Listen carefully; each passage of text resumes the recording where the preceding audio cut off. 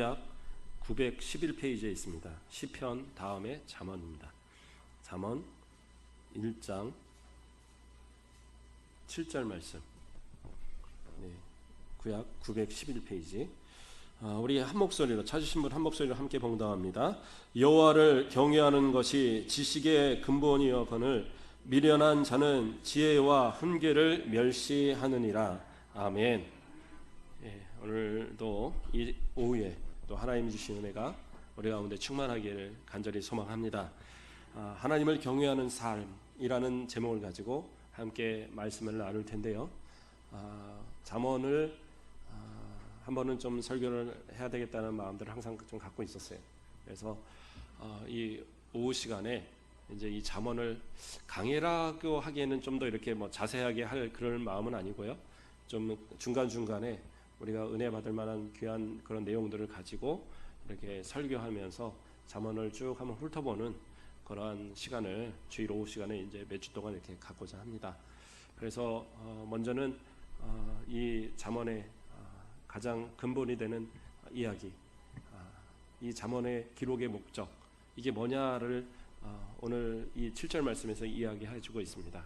잠언은 솔로몬이 지은 잠언이에요. 그래서 1절 말씀에 다윗의 아들 이스라엘의 왕 솔로몬의 잠언이다 라고 나와요. 그래서 잠언은 솔로몬이 기록한 잠언인데 뒷부분에 가서는 이제 아굴이라든가 르무엘 같은 다른 사람의 잠언도 이렇게 들어가 있습니다. 그래서 편집 자체는 아마 그 솔로몬 왕의 신하들이나 누가 이렇게 해줬을 것이고요. 기록 자체는 우리 이 솔로몬이 한 것이 맞습니다. 그래서 열왕기상 4장 32절 말씀에 보면 솔로몬이 당시에 쓴 잠언이 몇 편이나 되냐면 3,000가지나 됐다고 나와요. 3,000가지. 그게 이제 3,000가지의 말인지 3,000가지의 잠언 책인지는 정확히는 잘 모르겠습니다. 그런데 어쨌든 3,000가지나 되는 잠언을 이렇게 준비했던 거예요. 그러니까 지금 우리가 있는 이 잠언서도 사실 어떻게 보면 그 중에 하나인 거죠. 다 남아 있는 건 아니고 성경에 이렇게 기록되어 남아 있는 것은 이 잠언서입니다. 그런데 이 부분을 이 솔로몬이 기록한 이유를 뭐라고 얘기하고 있느냐? 2절 말씀을 보면 이는 지혜와 훈계를 알게 하며 명철의 말씀을 깨닫게 하며 또 뭐 3절 4절 쭉 내려가서 7절 말씀으로 이 잠언의 근본되는 이야기가 뭐다? 여호와를 경외하는 것이 지식의 근본이다 라고 이걸 말하고 있는 거예요. 그래서 잠언 전체적으로 이야기하는 것은 뭐냐? 여호와를 아는 지식, 하나님을 아는 지식이 바탕이 되어서 그 모든 내용을 전개하고 있는 거예요. 그러니까 인생에 있어서 많은 사람들이 지식을 갖고 있고 또 어떤 지식을 통해서 어떤 큰 어떤 자기 성찰을 이루고 뭐 그런 것을 중요하게 여기잖아요. 철학자들, 뭐 위대한 철학자들, 뭐 소크라테스 그 사람의 말 정도는 우리가 잘 알잖아요. 너 자신을 알라, 뭐 이런 말들, 그렇죠? 그런 어떤 우리가 유명한 얘기들을 이렇게 기억하고 하지만 그러나 그러한 모든 것들은 하나님이 바탕이 되지 않는 것은 그것이 결코 지식으로서 위대한 것으로 우리가 받아들이시는 것들이 아니다라는 거예요. 철학적으로는 대단히 유명한 사람들의 말일지 모르지만 그러나 하나님을 모르는 그들에게 있어서는 결국에는 오늘 성경에서 뭐라고 말하느냐? 그런 모든 사람들을 통칭해서 미련한 자라고 얘기하고 있어요. 왜 그렇게 이야기하고 있는가? 전도서에 보면 해 아래 새 것이 없다라는 얘기를 그 솔로몬이 또 이야기를 합니다. 그러면서 하는 것이 뭐냐? 모든 것이 반복된다는 거예요. 어느 때 막 대단히 뭐 높은 지식, 대단한 것 같지만 그러나 그런 것들이 시간이 지나면 또 사그라지고 또 새로운 것이 일어나고. 근데 그것이 새로운 것이냐? 그런 알고 보면 과거에 있었던 것들이 반복되는 경우들이 많다라는 거예요. 그러한 것이 세상의 이치다라고 얘기하면서 해 아래 새 것이 없다. 그리고 쭉 가서 끝에 보고 나서 헛되고 헛되니 모든 것이 헛되다. 그게 이제 전도서의 이야기잖아요. 마찬가지로 하나님 없는 인생에서의 주어지는 어떠한 지식이든 어떠한 것이든 간에 그것은 뭐냐? 헛된 것, 미련한 것, 어리석은 것밖에 되지 않는다. 그것을 이 솔로몬은 철저하게 이 잠언을 통해서 우리에게 말씀하고 있는 내용입니다. 자, 먼저는 하나님을 경외한다라는 것, 그 경외가 무엇인가에 대해서 우리가 생각을 해보겠습니다. 경외라는 말은 무슨 말입니까? 경외. 영어로는 fear라고 번역을 해요. 그러니까 공포, 두려움, 그렇게 번역이 되어 있습니다. 그러니까 말 그대로 한글로 영어 성경을 다시 번역을 하면 하나님을 두려워하라는 얘기구나, 하나님을 공포스럽게 여기라구나, 그렇게 생각을 하기가 쉬워요. 근데 성경은 경외란 말을 그러한 말로 이야기하지 않습니다. 성경의 그 히브리어 원어에서는 이 경외란 말이 이르아라는 단어예요. 이르아. 근데 이 단어는 어떤 뜻을 갖느냐? 공경하는 마음으로 우러나오는 거룩한 두려움이다라는 거예요. 그것을 해석하라면 우러나오는, 자신의 마음에서 정말 공경하는 마음에서 우러나오는 거룩한 두려움, 마치 아버지를 대하는 자녀의 모습, 그렇죠?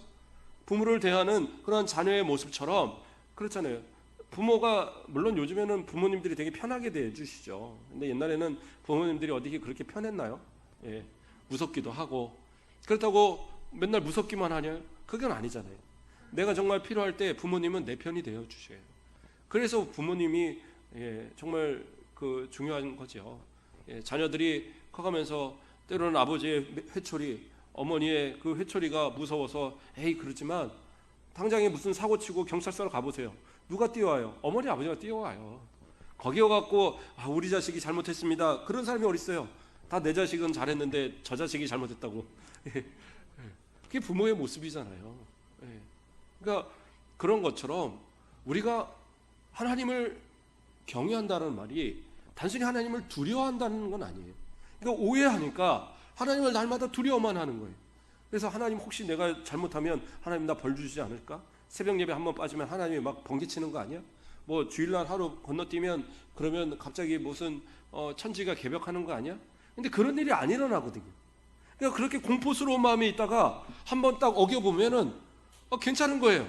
그렇게 괜찮구나. 뭐 술 한 잔 먹으면 뭐 무슨 지옥이라도 갈 것 같은데 먹어보니까 괜찮거든요. 그런다고 무슨 산이 무너지고 그런 일은 없구나. 지붕이 내려앉고 이런 건 없구나. 그 다음부터는 자꾸 죄 짓는 거예요. 그리고 나중에 가서는 하나님이 어디 있느냐는 소리가 나와요. 왜요? 하나님을 경외할 줄 모르니까 그래요. 단순히 하나님은 두려운 존재가 아니라 내가 정말로 하나님을 공경하는 마음 가운데 거룩한 두려움, 그냥 두려움이 아니라 하나님 앞에 대해서 내게 가장 진정으로 내 안에서 가장 경건함으로 하나님 앞에 대하는 모습, 그게 경외라는 모습인 거예요. 그러니까 하나님을 정말로 사랑하면서 그 하나님께 내 최고의 예우를 다해 드리는 그런 모습이 경외라는 모습으로 나타나는 겁니다. 그래서 단순히 두려움이 아니다. 그래서 지식의 근본은 뭐라? 여호와를 경외하는 것이다 라고 오늘 본문에서 이야기하고 있는 거예요. 여호와를 경외하는 것. 그러니까 세상의 학문들은요, 하나님을 알지 못해요. 그러니까 세상의 학문들은 아무리 그것이 쌓여 있다고 해도 단순간에 그것이 사라지는 경우가 많이 있습니다. 철학 같은 것들을 이렇게 봐도요, 어느 때는 뭐 행동주의, 어느 때는 무슨 뭡니까? 여러 가지 이제 이론들을 이야기를 하죠. 그런데 그러한 이론들이 그 시대의 정답처럼, 진리처럼 보일지 모르지만 그것이 시간이 지나면 그건 아무것도 아닌 것이 되는 경우들이 상당히 많다라는 거예요. 그리고 또다시 과거의 것을 꺼내서 이것이 맞다라고 또 반복하고, 앞서 말한 것처럼 전도서처럼 해 아래 새 것이 없듯이 그러한 어떤 모습들을 갖습니다. 그러나 우리가 배우고 우리가 읽는 이 말씀은 어떠한 겁니까? 수천 년을 내려오지만 그 말씀은 여전히 우리에게 하나님의 말씀으로서 우리에게 능력이 되어지고 우리에게 역사하고 있는 줄 압니다. 이건 변함이 없어요. 성경이 만약에 이거 좀 내용이 좀 그런데 내가 좀 첨가해볼까? 그래갖고 막 첨가를 시키고, 아이고 우리 목사님 설교 오늘 은혜로운데 이거 성경 뒤편에다 하나 붙여놔야지, 이렇게 해서 성경이 됐다 그러면 성경이 될 수 없는 거예요. 그거는 세상의 학문이고 세상의 철학이 될 수밖에 없죠. 그러나 성경은 어떻게 해요? 수천 년이 지나오는 지금까지도 모세오경과 같으면, 그렇죠? 4,000년이 넘는 그 시간, 그렇죠? 그러한 시간 전에 만들어진 성경이 지금까지도 변함없이 우리에게 은혜를 끼치고 있거든요. 여호와를 경외하는 것은 그러한 모습입니다. 하나님을 안다라는 것부터 시작한 모든 학문은 그 끝은 하나님께 영광이 될 수 있지만, 그러나 하나님 없이, 하나님은 없다라고 시작한 모든 학문은 결국에서는 망할 수밖에 없는, 그냥 한 시대의 그냥 흐름이고 그때 하나의 유행밖에 되어지지 않는 그런 것밖에 될 수 없다는 사실이에요. 그러므로 우리도 세상의 학문이 아무리 좋아도요, 그것이 하나님이 없다고 한다면 그것에 너무 얽매일 필요 없어요. 하나님을 중심으로 해서 그것을 다시 바라볼 수 있는 그러한 시각, 그러한 모습들을 가져야 돼요. 아이고, 철학 너무 힘든데 뭐 그런 얘기를 하십니까? 드라마를 봐도 마찬가지. 드라마를 봐도 좀 성경적 입장에서 좀 바라보고 하나님의 어떤 그런 입장에서 좀 바라봐야 돼요. 그러니까 뭐 도깨비 막 이런 거 영화 나오면 아이고 그 도깨비랴 뭐 이러면서 그 도깨비 뭐 이렇게 그런 거 갖고 막 보지 마시고 그냥 재미로는 보되, 이것이 성경적이 아니다 그러면 성경적이 아니라는 걸 판단할 수 있어야 돼요. 어떤 분은 교회에서 대표 기도를 해놓으니까 어떤 분이 기도를 하더래요. 아이고 그 뭐 한마디로 철수 꼭 죽지 않고 살게 해주시고 막, 그래서 철수가 누구냐 목사님이 궁금한 거예요. 그러니까 물어보니까 드라마에 나오는 주인공 좀 살려달라고. 그런데 몰입되면 안 돼요. 하나님의 말씀에 내가 근거해서, 하나님의 말씀에 편해서 안 되는 건 안 되는 거죠. 드라마 같은 데 보면 불륜 같은 거 너무 아름답게 해놓은 거예요. 그러니까 나도 모르게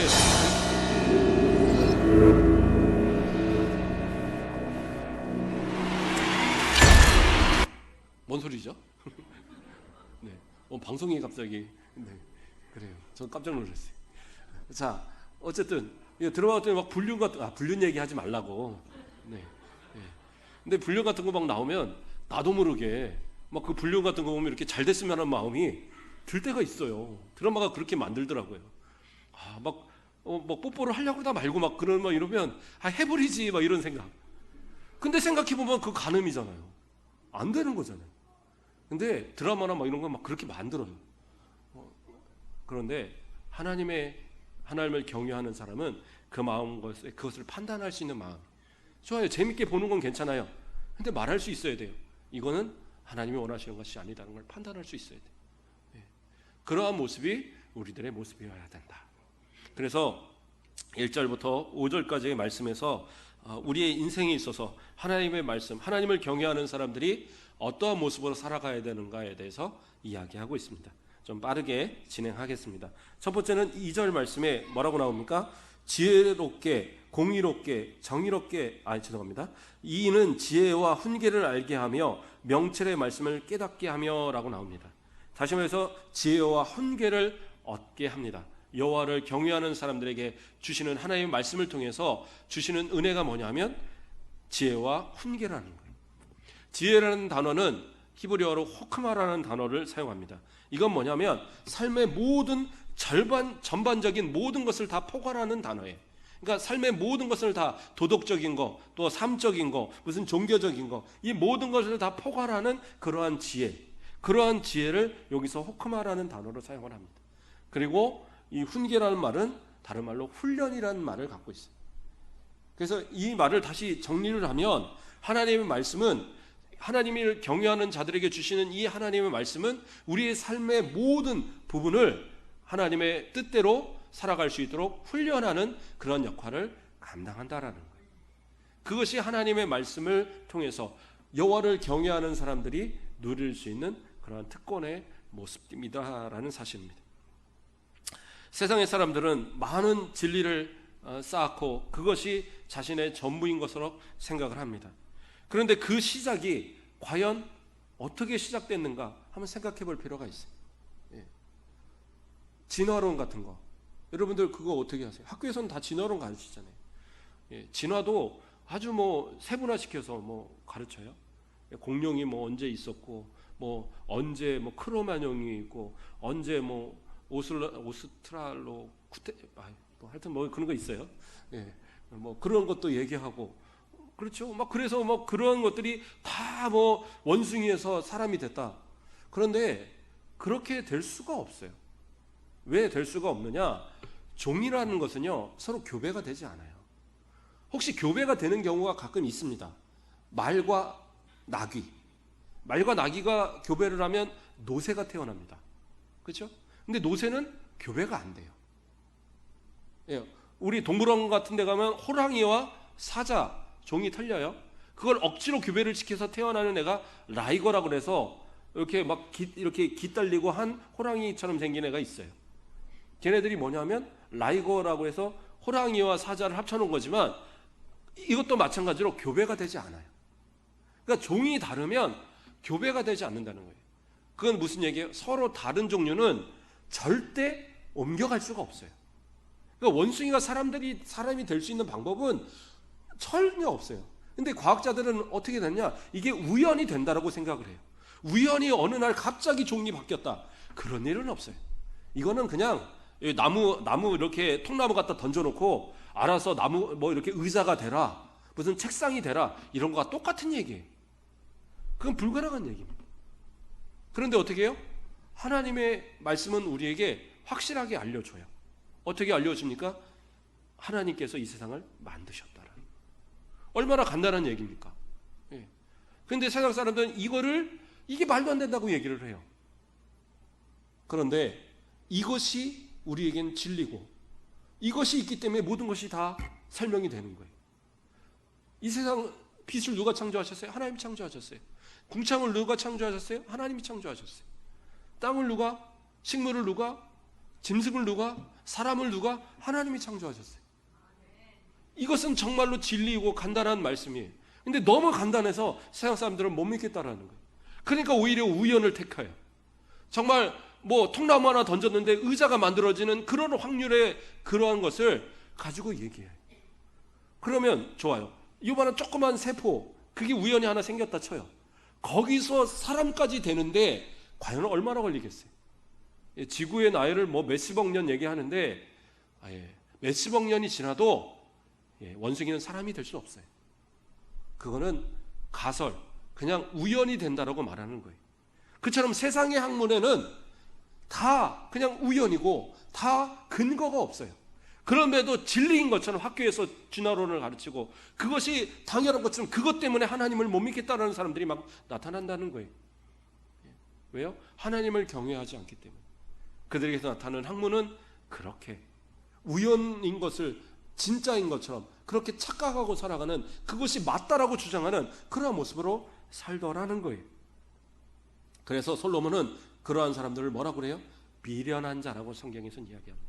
이 잠언에서 그러한 학식이 아무리 뛰어나도, 아무리 사회적 지위가 높아도, 아무리 공부를 뭐 오래 해서도 그 사람들은 하나님을 경외하지 않으면요, 어떤 사람들이요? 다 미련한 사람들이.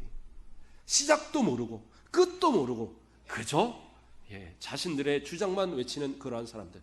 그 사람들은 다 미련한 사람들이다. 근데 오히려 우리는 어떤 사람들이에요?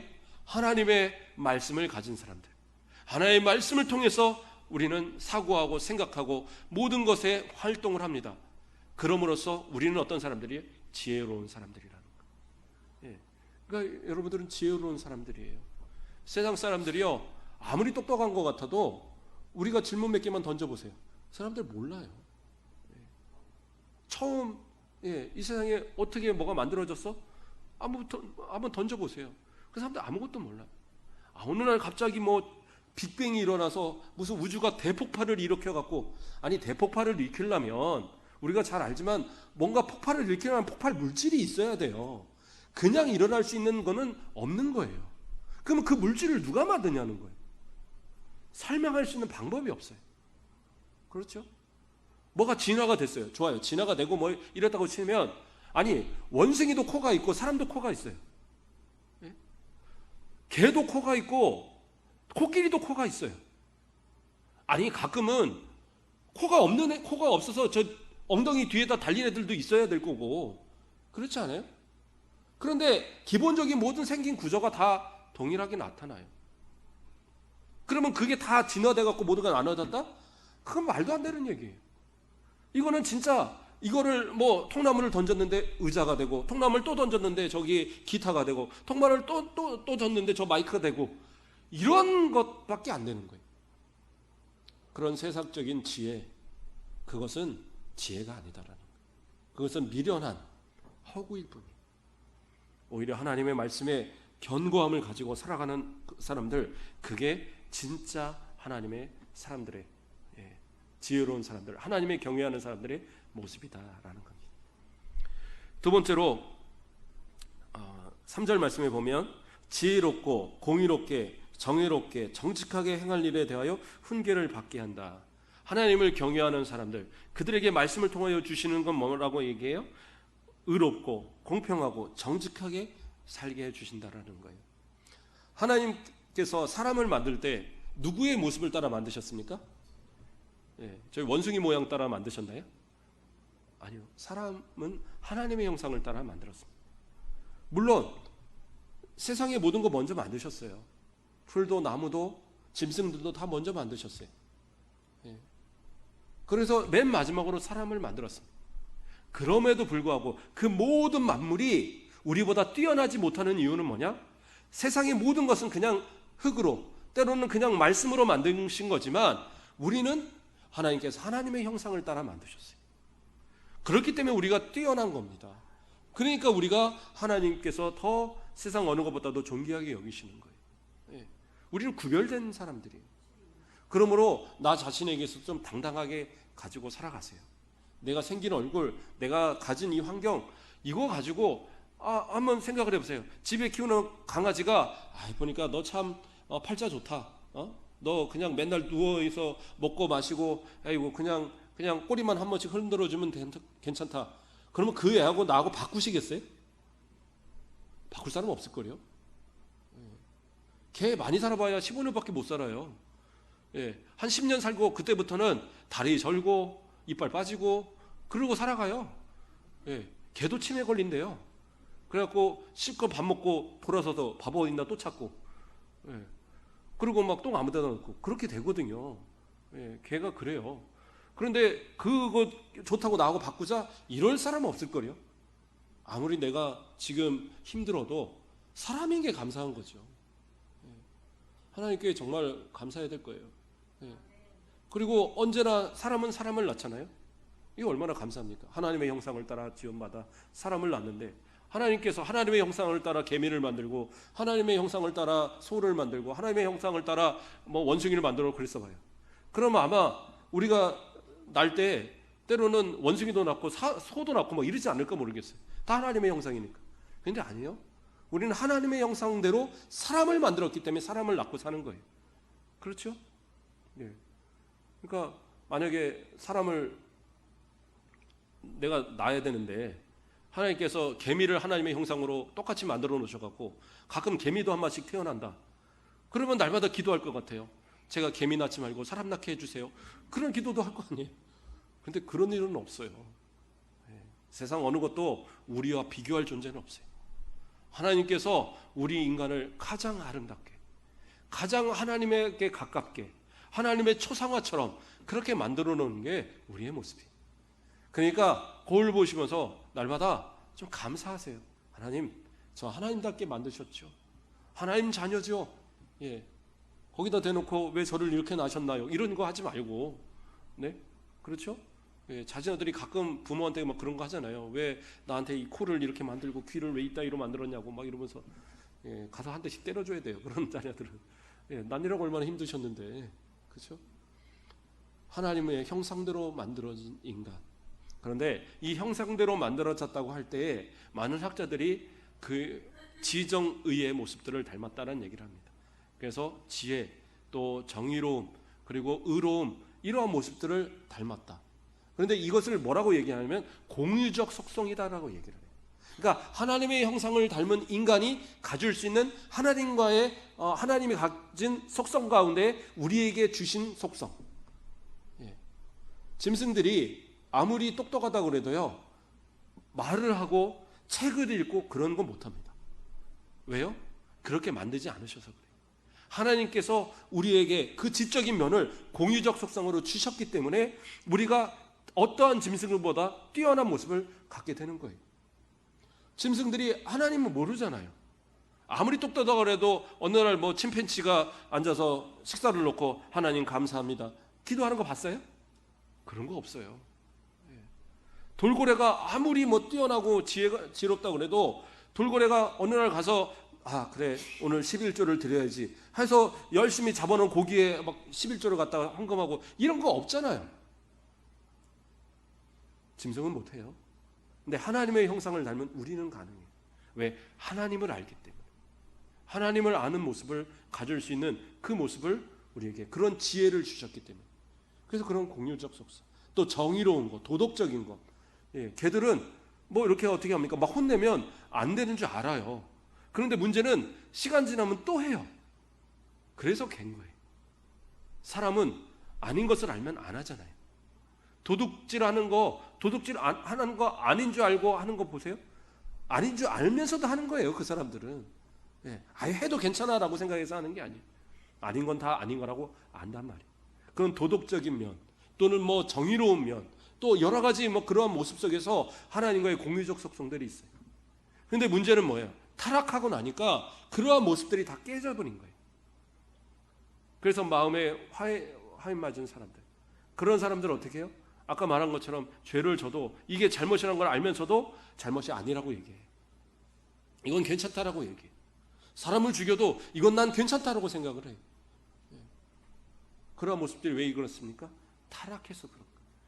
공유적 속성이라 해도 그것들이 타락되어지니까 그러한 쓸모없는 모습들이 돼버리는 거예요. 그런데 하나님을 섬기는 사람들, 여호와를 경외하는 사람들, 그래서 그 말씀을 통해서 은혜를 받는 사람들은요, 그 공유적 속성들이 살아나는 거예요. 거듭났기 때문에.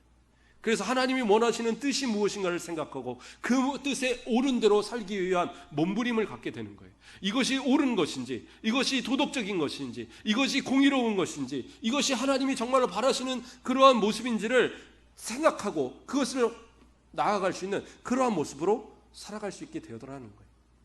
그리스도인들이 옛날에는 아무렇지도 않게 지었던 죄들 지금은 못 짓는 것들 많이 있잖아요. 그렇지 않아요? 거짓말 함부로 못해요. 왜요? 하나님 거짓말하는 거 싫어하니까. 다른 사람은 욕 잘 못해요. 왜요? 다른 사람들 욕하지 말라고 예수님 말씀하셨으니까. 그렇죠? 저는 욕 잘하는데요.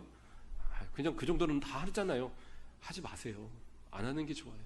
하나님 영광 가리는 수가 있어요. 최소한 내가 하나님 보시기에 부끄럽지 않는 삶의 모습을 살아가려고 노력하셔야 돼요. 그것이 말씀을 통해서 하나님을 경외하는 사람들이 배워져가는 모습이다라는 거예요.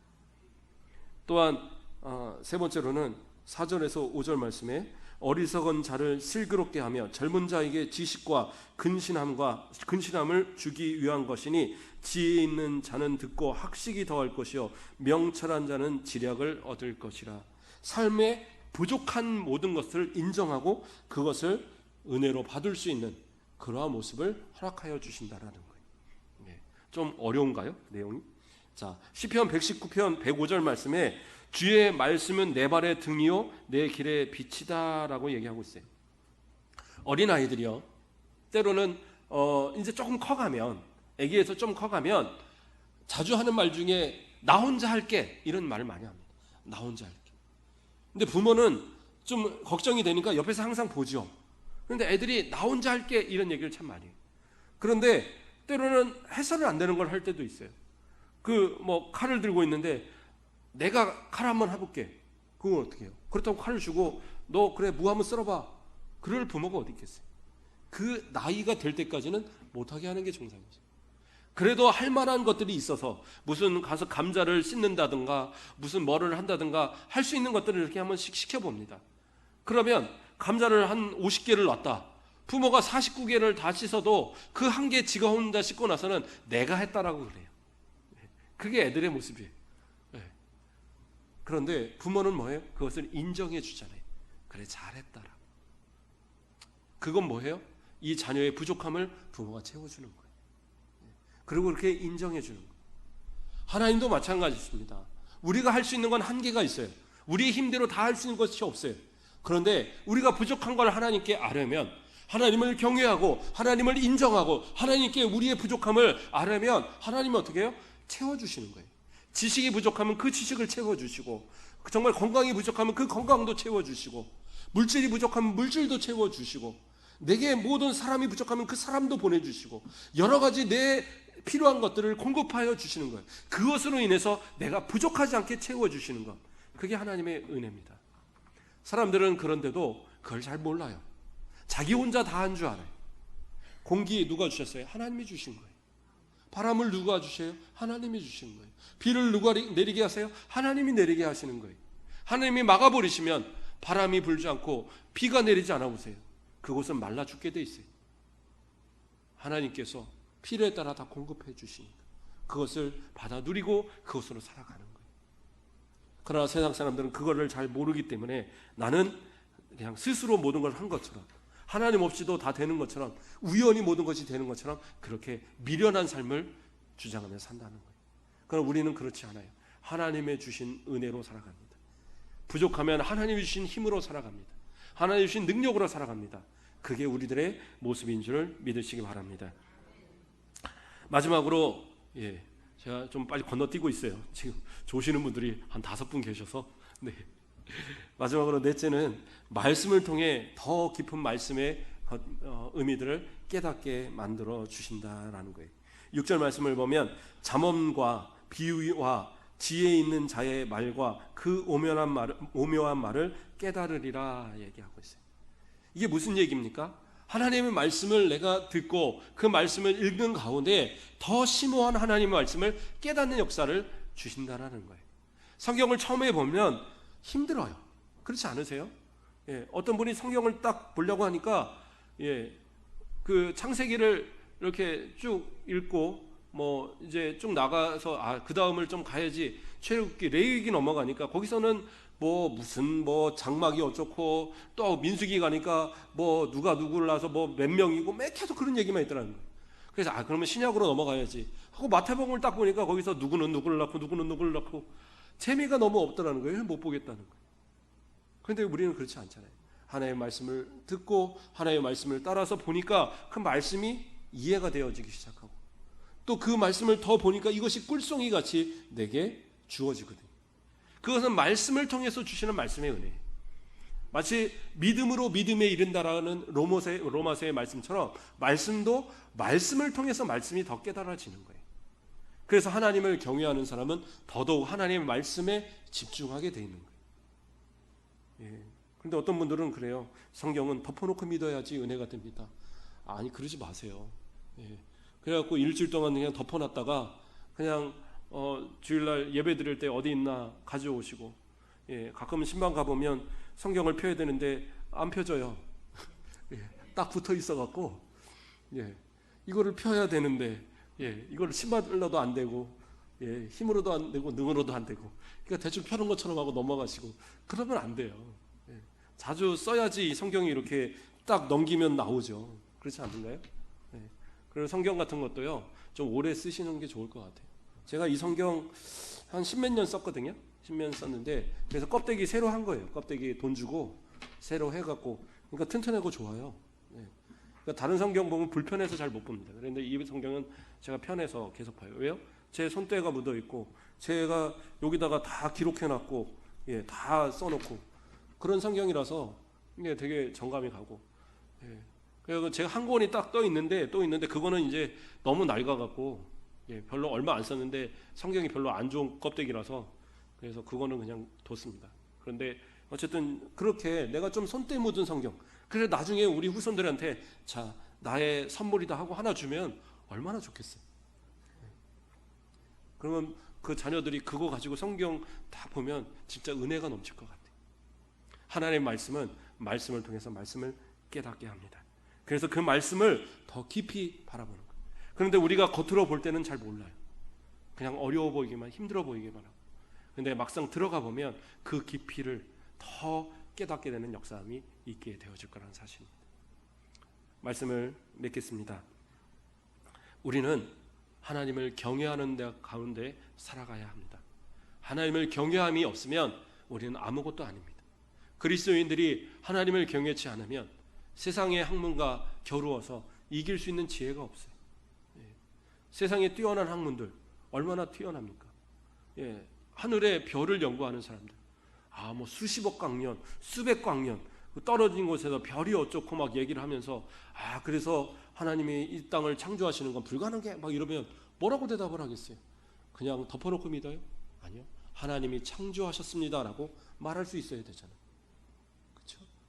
모든 학문의 기본은, 근본은 하나님을 경외하는 것에서 시작해야 그것이 가장 옳은 것이다. 우리 자녀들한테도 알려주셔야 돼요. 너희들은 하나님을 경외하라. 그래서 너희의 가장 근본이 하나님이 되어질 때, 그것이 기초가 되어질 때 그것을 통해서 더 지혜로운 사람, 더 하나님의 영광을 위해서 세상을 이끌어가는 사람, 세상을 변화시켜가는 위대한 인물로 커갈 수 있다는 것. 그래서 그러한 모습들이 되어지는 것, 내가 다른 것 줄 수 없지만 이 손때 묻은 성경 나중에 너한테는 내가 이거 남겨주면 좀 기대하게 만들 수 있는 그런 모습, 하나님을 경외하는 우리 모습 되시길 주님으로 축복합니다. 기도하겠습니다. 사랑의 하나님 감사를 드립니다.